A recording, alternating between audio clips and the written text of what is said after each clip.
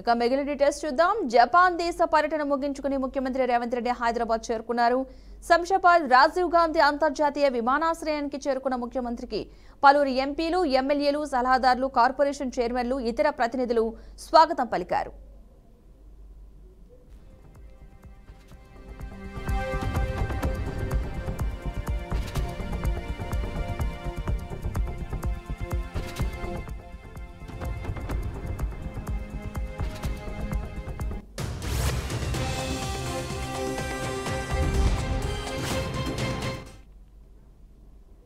పహల్గామ్ ఉగ్రదాడిలో మరణించిన విశాఖ వాసి చంద్రమౌళి మృతదేహానికి చంద్రబాబు నివాళులర్పించారు. అనంతరం మృతుడు చంద్రమౌళి కుటుంబ సభ్యులను ఓదార్చి ధైర్యం చెప్పారు.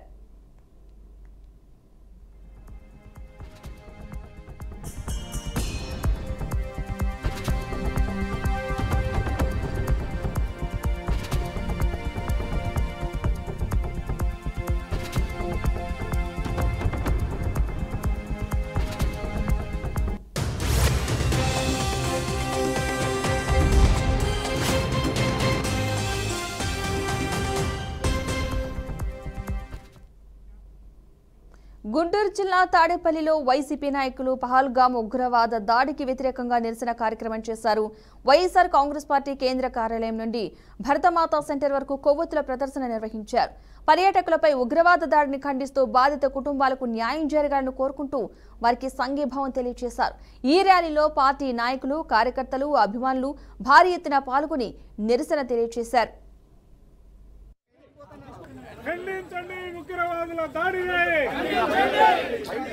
ఉగ్రవాదుల దాడిని పహల్గామ్ ఉగ్రవాద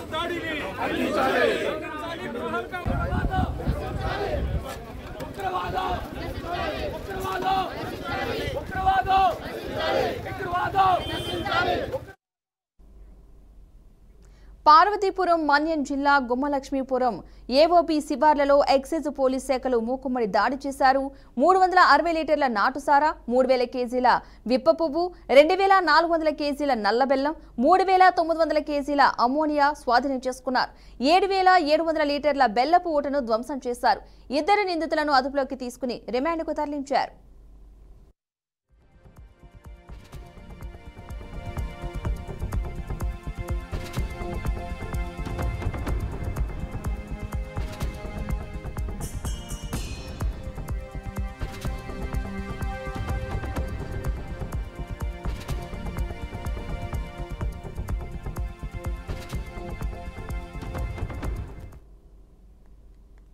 కాంగ్రెస్ పార్టీ అధికారంలోకి వచ్చాక ప్రజా సమస్యలను స్వయంగా తెలుసుకునేందుకు మహాత్మా జ్యోతిబా పూలే ప్రజాభవన్లో ప్రజావాణి కార్యక్రమం ఏర్పాటు చేసి ప్రజల నుంచి సమస్యలపై వినతులను స్వీకరిస్తుంది. అయితే తెలంగాణ పర్యటనకు వచ్చిన నాగాలాండ్ ప్రభుత్వ అధికారుల బృందం ప్రజాభవన్లో జరుగుతున్న ప్రజావాణి కార్యక్రమాన్ని స్వయంగా పరిశీలించారు. ప్రజావాణి జరుగుతున్న విధానాన్ని రాష్ట్ర planning commission vice chairman, Prajavani in charge Chinnareddy, nodal officer Divya Devarajan Nagaland అధికారులకు వివరించారు. దీంతో కాంగ్రెస్ ప్రభుత్వం అమలు చేస్తున్న ప్రజావాణి కార్యక్రమాన్ని నాగాలాండ్ ప్రభుత్వ అధికారుల బృందం ప్రశంసించారు. ప్రజావాణి జరుగుతున్న విధానం చాలా బాగుందని కితాబిచ్చారు. అంతేగాక ఈ విధానాన్ని నాగాలాండ్లోనూ అమలు చేసేందుకు అక్కడి ప్రభుత్వానికి ప్రతిపాదనలు చేస్తామని నాగాలాండ్ ప్రతినిధులు తెలిపారు.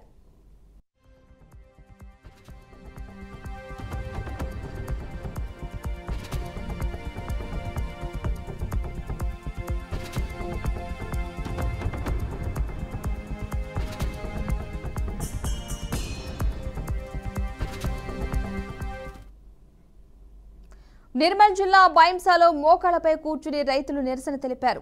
గడ్డనవాగు ప్రాజెక్టు కెనాల ద్వారా నీటిని వదలకపోవడంతో వరి పంట పూర్తిగా ఎండిపోయిందని ఆందోళన వ్యక్తం చేశారు. అధికారులకు ఎన్నిసార్లు విన్నవించినా పట్టించుకోవడం లేదని ఆగ్రహం వ్యక్తం చేశారు.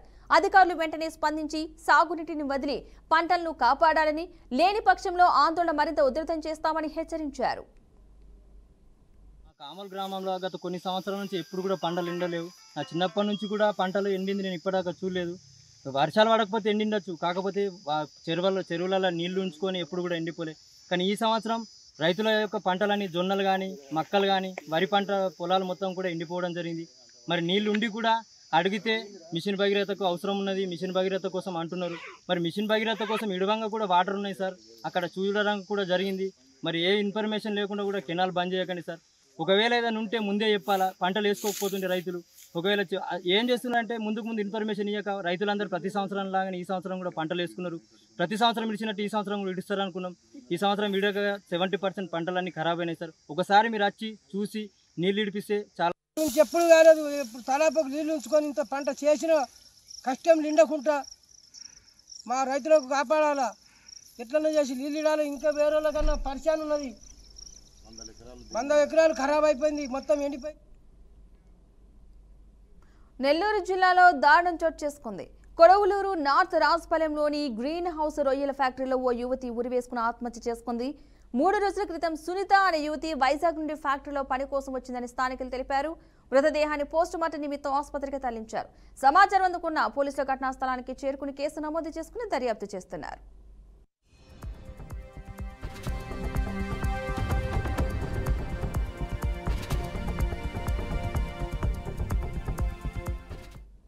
శ్రీ సత్యసాయి జిల్లాలో కదిరి మున్సిపల్ చైర్పర్సన్ పై నేడు అవిశ్వాస తీర్మానం ప్రవేశపెట్టనున్నారు. ఇక ఈ సమావేశ నిర్వహణకై అధికారులు ఏర్పాట్లు కూడా చేశారు.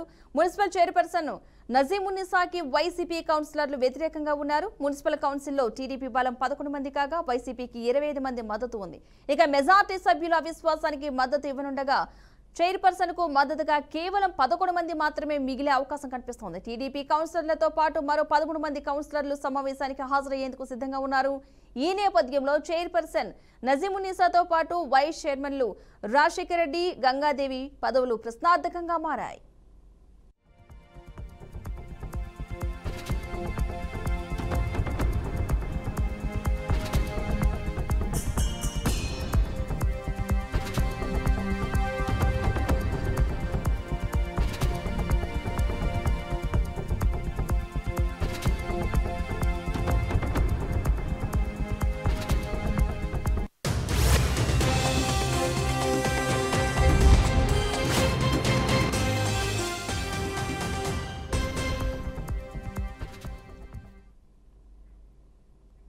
బాపట్ల జిల్లా చీరాల నారాయణ స్కూల్ విద్యార్థి ఎం సాహిత్య 10వ తరగతి పరీక్ష ఫలితాల్లో రాష్ట్ర స్థాయిలో 3వ ర్యాంకు సాధించింది.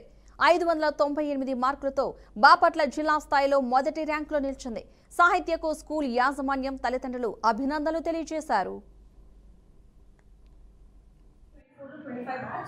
ఈ విజయానికి కారణం ఫస్ట్ ఆఫ్ ఆల్ కోర్స్ మా స్టాఫ్ అండ్ నెక్స్ట్ మా parents and my sister Sreeja. తను చాలా బాగా సపోర్ట్ చేసింది. అండ్ నారాయణ గ్రూప్ నేను చిన్నప్పటి నుంచి చదివాను. చిన్నప్పటి నుంచి అంటే యూకేజీ నుంచి ఇక్కడే చదివాను. ఫస్ట్ క్లాస్ నుంచి 10th వరకు చాలా మంచి ప్రోగ్రామ్, ఇంక్లూడింగ్ స్టేట్ సిలబస్. మాకు ఐఐటి, నీట్ వాటిని కూడా చెప్పడం వల్ల నాకు ఫ్యూచర్లో చాలా బాగా హెల్ప్ అవుతుంది. అండ్ ఈ 10th సిలబస్ నాకు ఎప్పుడో 7th లోనో 8th లోనో చాలా వరకు బేసిక్స్ మొత్తం నేర్పించారు. అండ్ డీపీటీ షెడ్యూల్ అనేది మాకు చాలా బాగా పెట్టారు. Consistency is the key for success according to me. ఆ కన్సిస్టెన్సీ వల్ల నేను ఇది చాలా ఈజీగా వచ్చింది. ఇది ఇంకా కష్టపడి ఉంటే ఇంకా వచ్చేది. సో ఎస్, డీపీటీ షెడ్యూల్ వల్ల ఇంకా చాలా బాగా హెల్ప్ అయింది. ప్రీ ఫైనల్స్ చాలా పెట్టారు. గవర్నమెంట్ ప్రీ ఫైనల్ 2 కాకుండా ముందే ఒక 2-3 ప్రీ ఫైనల్స్ పెట్టారు. మమ్మల్ని మార్క్స్ అని కాకుండా మాకు కంటెంట్ బాగా రావాలి అని ప్రతి ఒక్కరు చాలా కష్టపడి మమ్మల్ని ఎక్కడ డౌన్ అవ్వకుండా ప్రీ ఫైనల్లో మార్క్స్ తగ్గితే నేను నేర్చినందుకు నన్ను చాలా బాగా ఎంకరేజ్ చేసి చాలా బాగా చేశారు. ముఖ్యంగా మా మూర్తి సార్ అండ్ మా 10th class incharge Kiran sir and every staff member పేరున నేను చాలా బాగా ధన్యవాదాలు తెలుపుకుంటున్నాను. ఇవాళ స్థానిక కొత్తపేట చీరాలలోని నారాయణ స్కూల్ నందు 10వ తరగతి ఫలితాలు వచ్చాయి. దాంట్లో మా విద్యార్థిని ఎం సాహిత్య 600 మార్కులకు గాను 597 మార్కులు సాధించింది. రాష్ట్ర స్థాయిలో 3వ స్థానంలో ఉంది. అలాగే బాపట్ల జిల్లా స్థాయిలో 1వ స్థానంలో ఉంది. దాంతోపాటు 100% పాస్ పర్సంటేజ్ వచ్చింది మా స్కూల్కి. అలాగే 580 మార్కులకు పైగా 11 మంది సాధించారు. సో దీనికి సహాయపడిన టీచర్లకి అండ్ వాళ్ళ తల్లిదండ్రులకి, ప్రోత్సహించిన వాళ్ళందరికీ నా ధన్యవాదాలు. ఇది ఓన్లీ నారాయణ విద్యా సంస్థకి ఒక్కటి మాత్రమే సాధ్యమవుతుంది. జనగాం జిల్లా ఏలకతుర్తిలో ఈ నెల 27న జరగనున్న బీఆర్ఎస్ రజతోత్సవ సభ ఏర్పాట్లను పరిశీలించేందుకు BRS working president KTR Jangaon జిల్లాకు వెళ్లారు. ఈ సందర్భంగా బైపాస్ వద్ద జనగామ ఎమ్మెల్యే పల్లా రాజేశ్వరరెడ్డి కేటీఆర్ కు స్వాగతం పలికారు.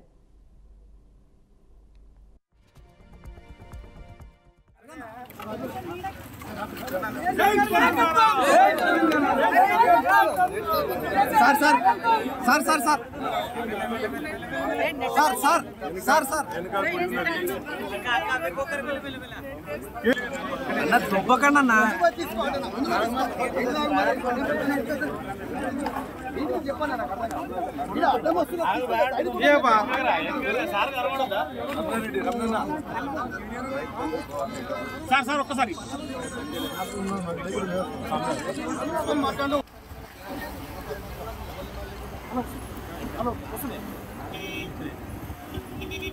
జై తెలంగాణ.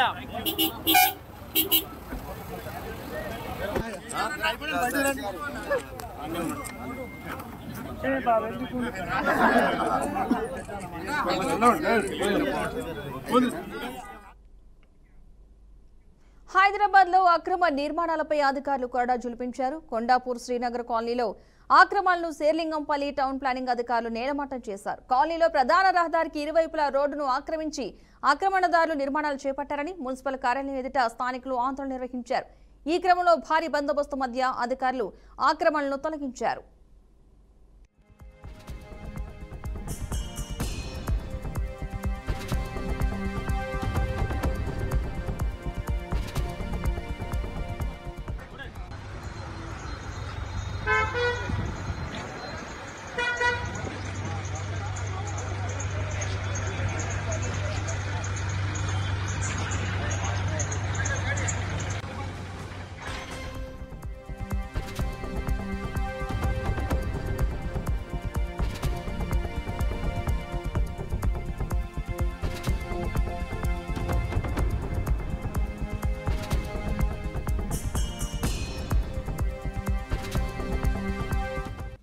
లంచగొండి అధికారులు మరోసారి ఏసీపీ వలలో చిక్కారు. పెద్దపల్లి జిల్లా సుల్తానాబాద్ ఎస్ఆర్ఎస్పీ కార్యాలయంలో ఏసీపీ అధికారులు దాడులు చేశారు.